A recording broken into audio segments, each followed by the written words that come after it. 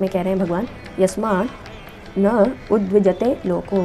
यस्मात् जिससे, न उद्विजते लोको, ये लोक यानी कि ये जगत में कोई भी जिससे उद्वेजित यानी उद्विग्न नहीं होते, मतलब बहुत एजिटेटेड या अशांत नहीं होते, जिससे इस लोक में कोई अशांत नहीं हो। और लोकान न उद्विजते च यः, और इस जगत से, इस जगत में जो कुछ हो रहा है उससे ये जो योगी है वो अशांत ना हो या इफेक्ट ना हो या प्रभावित ना हो। लोकान न उद्विजते च यः,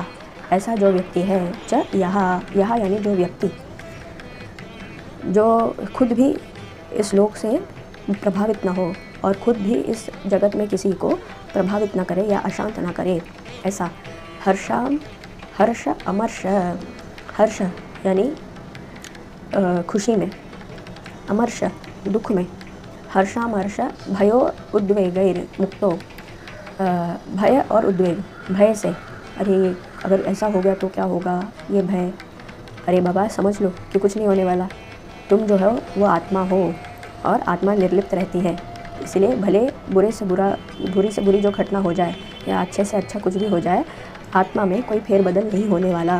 आत्मा शाश्वत है और जो के तो रहता है। पहले भी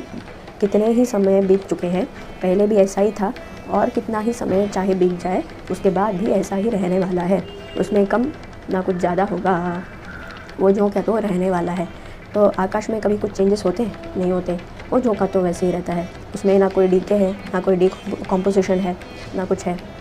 एटलीस्ट वायु में कुछ ना कुछ बदल होते हैं,